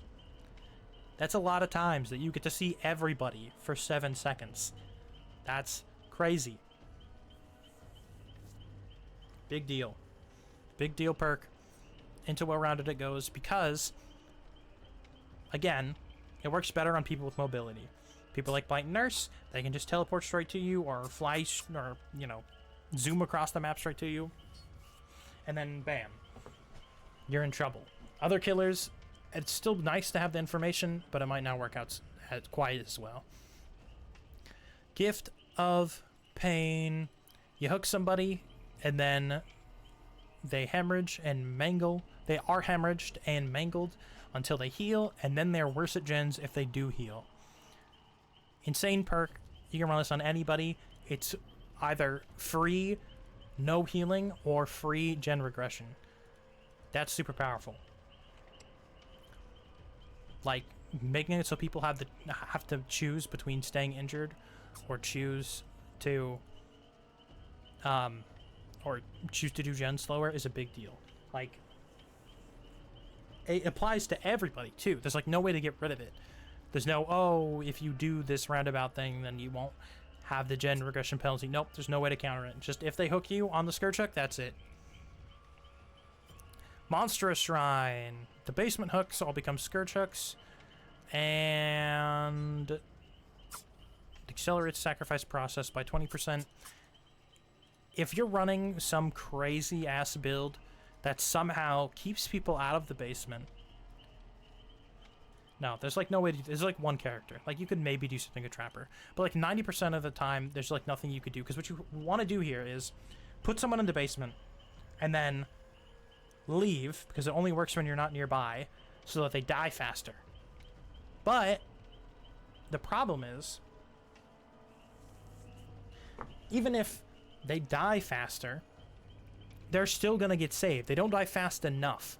It's not a huge amount. It's not like, oh shit, I need to go save them right now. It's like 5 seconds are gone off of the timer. That's not enough. So they just go get them at a reasonable time anyway, and you've wasted a perk slot. And since you can't camp it, because then the perk doesn't work, that blows. And on top of that, the best way to utilize the basement anyway is to camp it, because it's so hard for survivors to get out of there without taking at least 1 or 2 hits. That means that you're basically using a perk that makes the basement better at doing something that it doesn't do, like, at all. It's like the antithesis of its existence. So bad. Pain res. You put someone on a hook and then a gen blows up for 25%, the one with the most progress. You can do that 4 times, once per survivor. Great perk.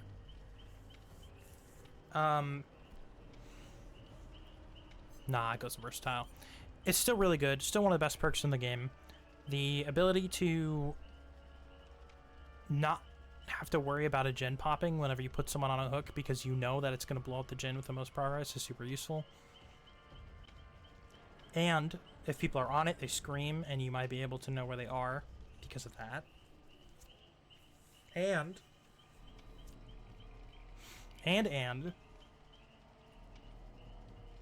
it saves you time. Usually you would have to go hook somebody and then walk over and then kick the gen, right?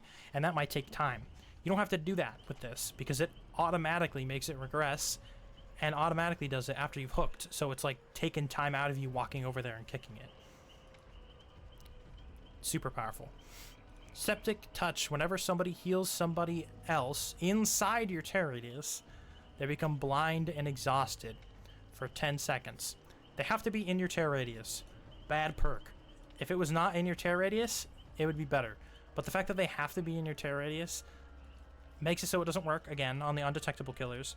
And it also doesn't work on the other killers a lot of the time, because they're just not in your terror radius. Bad perk. Shadowborn increases your FOV and doesn't work with monitor and abuse.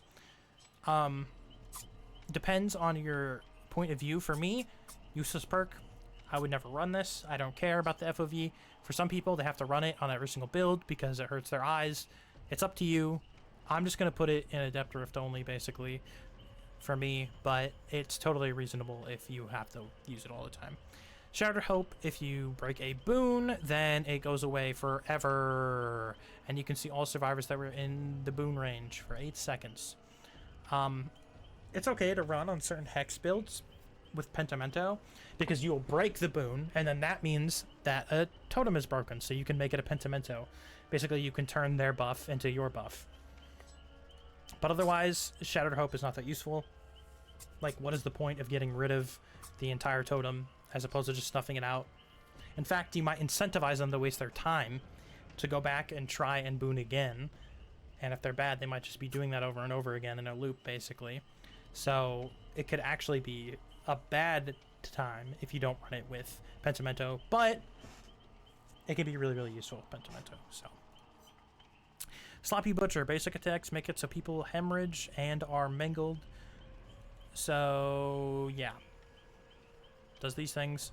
Make so people bleed, make it so people hemorrhage. And only use it on basic attack killers, but it's still good because it's really good on those killers, especially on killers that don't want you healing a lot. This stops them from healing, or if they do heal, it wastes more of their time. So good stuff. Spies from the shadows. Crows caw when people are nearby. I think this perk is better than a lot of people give it credit for. 36 meters is not bad. That's like more than your tear radius. They can be outside your tear radius, and you can see a bird fly away and know somebody's there. Now, sometimes you can just be running a build that's like has a lot of aura perks, and it's just better to run those aura perks. And in fact, like, you could argue that Nowhere to Hide somewhat invalidates this, but Nowhere to Hide works in a smaller area, and it has to be near a gen. If somebody is walking and they don't have Calm Spirit, they'll still alert the crows. So if somebody's trying to hide from you and they don't have Calm Spirit, which like 99% of players don't run, you're going to almost guaranteed find them every time if you just run around in a circle, because a crow will fly by eventually and then it will fly away if the human is near. So, and then it will alert you. It's actually quite useful. And I loved using it a lot, especially when I started. Now I tend to use the other aura perks, but I still don't think this perk is bad. It's just I haven't really gone up against a lot of stealth teams that like truly use their stealth in such a way that I was like, whoa, I want to run a different perk. But if I started going up against a bunch of distortion teams and stuff, this would be a good counter to that, because the aura perks don't work, but this one does. It's not an aura perk. Try it out. It's good. Spirit Fury. After breaking 2 pallets, next time you get stunned by a pallet, you break it instantly. You can run this with Enduring and basically have a guaranteed hit, and if you don't run it with Enduring, it's still useful, because breaking a pallet on impact is really nice, even if it's impacting your face. I would recommend you run it with Enduring, though. It's still... You don't need to have a whole build around it, though, so that's why it's a new around it. It's just a good perk overall. Breaking pallets is important, and that does it without wasting as much time. Starstruck, while people are in your tear radius, they become exposed until you hook them or drop the survivor that you're carrying. So, basically, it sounds super powerful on paper. It really should be. But it just isn't. Like, either you have a large tear radius, and then a lot of people get exposed, but they're all, like, far away, and then they're exposed, so they go hide in a locker or go hide somewhere on the edge of the map, go to a gen that they know you're not going to check because you need to hold gens more in the middle of the map, whatever. And then it's like it didn't do anything, because even though it hit a lot of people, they just weren't close enough to you for it to actually matter. Or if you have a really small tear radius, then you don't hit anybody, and so then your perk doesn't do anything, and it doesn't matter. So either way, it doesn't matter. It can work. You can do stuff to make it work, but it's rough. Strider, you can hear the volume of grunts of pains and regular breathing better. Fucking awful perk. That's so bad. Back in the day, this used to be better, because again, there just weren't that many perks, but now it's so fucking bad. You can track people way easier than with Strider. You do not need this perk. Bad perk. Superior Anatomy. You vault really fast after somebody else vaults really fast in front of you. Nice. Vaulting is bad for killers usually. This makes vaulting not bad. Having it be not bad is not bad. It good. I mean, there's not much else to say other than that. I feel like perfect. Surveillance. Anytime a gen is regressing, it's white, and then if it gets interrupted, it'll become yellow. The audible range is also increased. So, I wouldn't recommend running it on every build. I'm gonna put it in niche, but it pairs really well with Ruin because it guarantees that all of them are going to be regressing whenever somebody's not on them, so you'll know if they're regressing, and then if somebody ever touches them, you'll know. Pretty nice, pretty useful combo. You can also run it with just like regression builds in general. If you're going to do a bunch of kicking with overcharges and whatnot, might as well see if somebody ever touches it. But otherwise, it's just okay. Terminus, another good endgame perk. Whenever the exit gates are powered, everybody becomes broken until the exit gates are opened, in which case they're still broken for 30 seconds. Very good perk. People don't run it that much. I think it's because it is an endgame perk, and endgame perks in general tend to be very bad, but this one and No-Ed are like the ones that you want to be running. This one, No Way Out, and No-Ed are the ones. They can make or break your game, making it so nobody can heal at all, ever, just because they finished gen, is so powerful. It can change an entire game in your favor. Even if all 4 of them are alive, if they're all injured, you might still win. Like, it's that big of a deal. So it's very, very good. Broken is a powerful status effect. Having it apply basically permanently until you're for the rest of the game, basically, until because you're gonna lose or not, you know, is a big deal. Territorial imperative. Whenever somebody goes in the basement and you're far away, you can see them. Awful, awful, awful perk.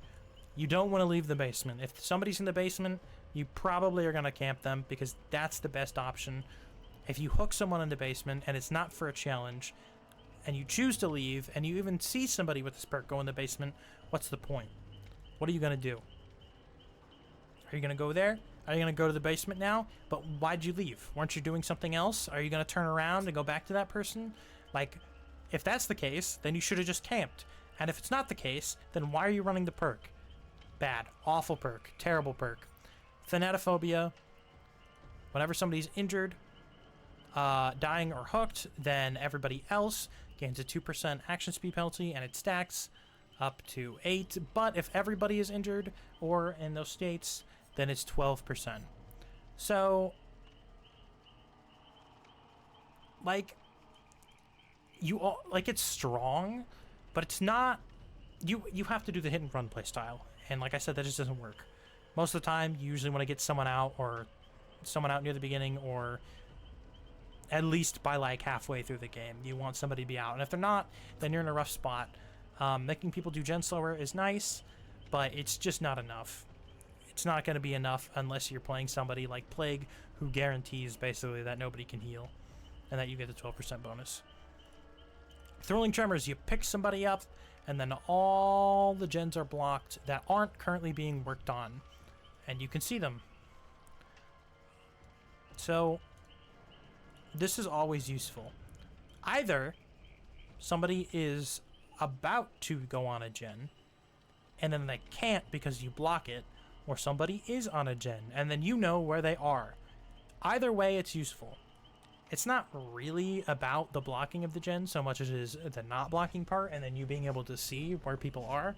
But either way, you're still benefited from doing something that you have to do anyway, which is pick up survivors. Unless you're running some crazy endgame Rancor build, you have to pick up survivors to win. There's no other way to win. So, Thrilling Tremors is pretty good. The next time you break a breakable wall or pallet, all survivors within 32 meters of your location will scream and reveal their aura. So, that's not in here, but it's good. I think I would put it in the well-rounded, because breaking stuff, especially pallets, is usually something you want to do. So, knowing where someone is exactly is great. You can even do it on doors that you wouldn't normally do it on, just so that you can see where people are. And if somebody tries to like do some stuff where they like bush hide or whatever, doesn't work. Doesn't work. Tinkerer. Whenever a gen is repaired to 70%, you become undetectable. And you see that gen with a loud noise notification. Great perk. You can run it on... You know, I think you can run it on, like, every build. Like, there's never a time where that gen is going to pop and you're like, oh man, this sucks. Like, or the gen's going to get 70%, and you're like, oh, this stupid perk, I didn't need this isn't going to do anything. Like, unless it's really far away. In which case, even if you didn't know about it, then you still couldn't make it. So, like, it doesn't matter, you know?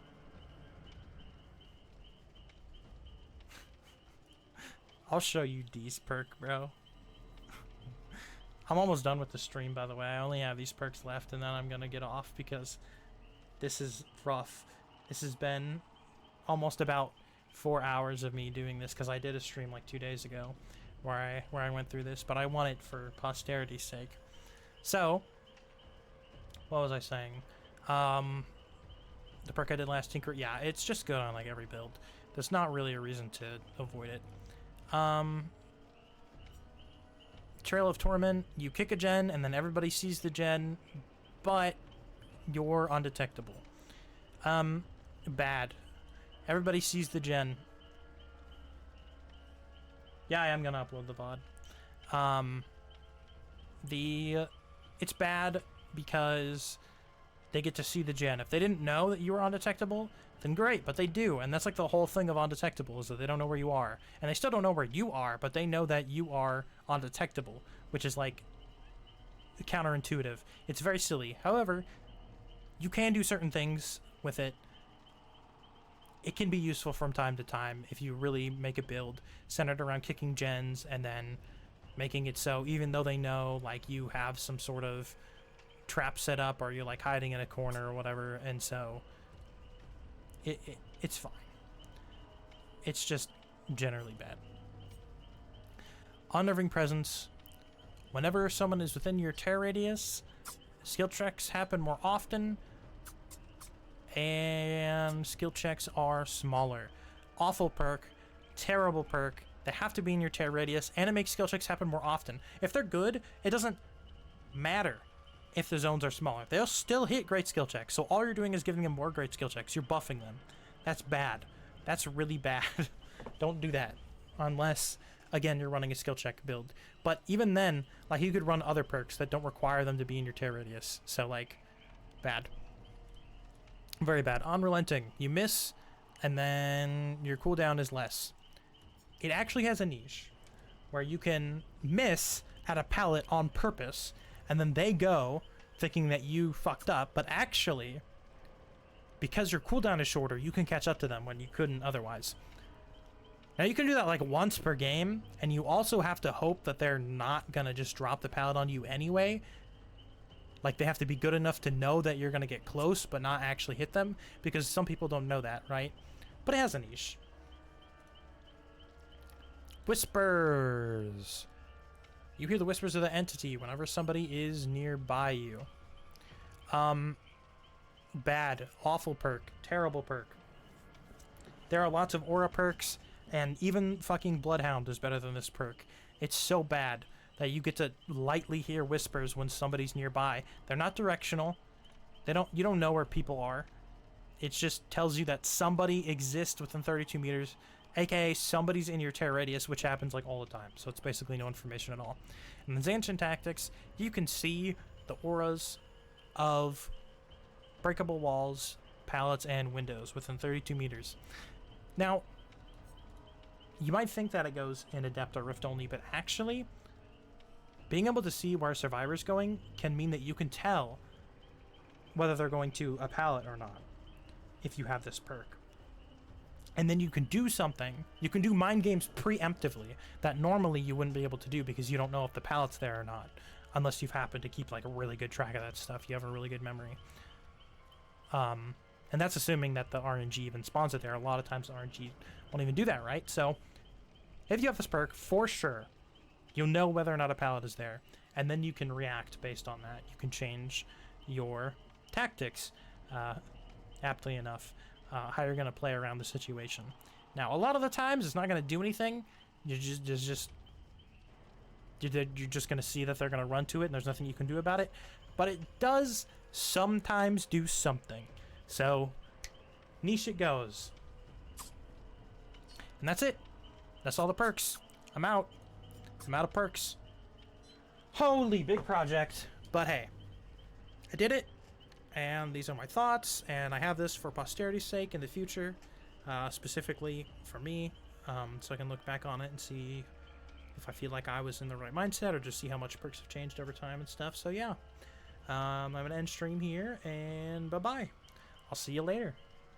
Bye-bye. Bye-bye.